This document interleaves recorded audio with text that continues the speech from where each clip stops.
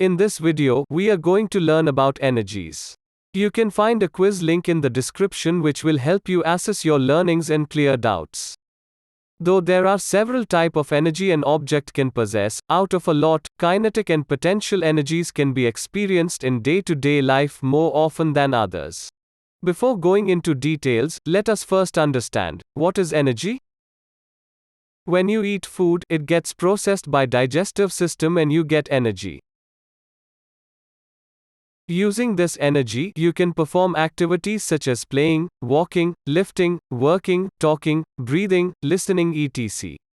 From this observation, we can say that energy enables a person or an object to make changes around it.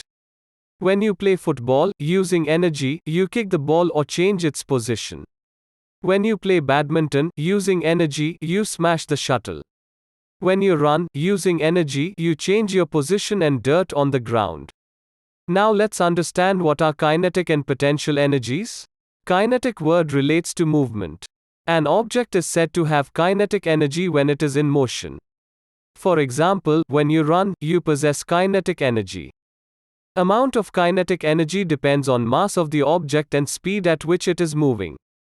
For example, if two similar cars, let's call them A and B, are moving with different speed, then they will have the different kinetic energy.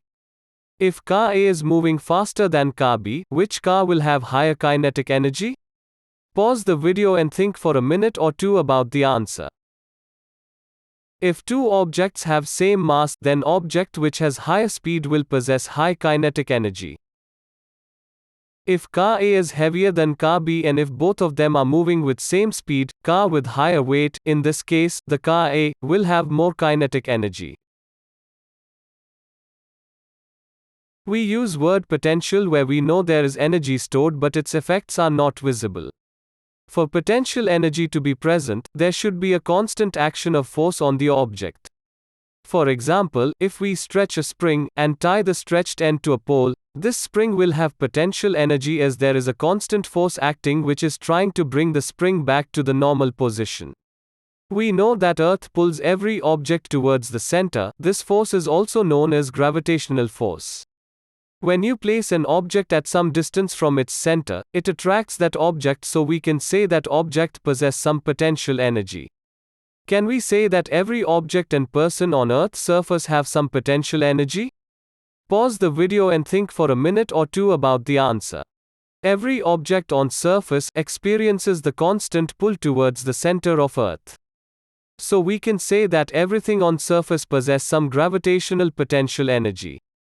Potential energy depends on distance from point of origin of force. More the distance, higher will be the potential energy. It also depends on mass of the object. Can potential energy and kinetic energy be converted to one another?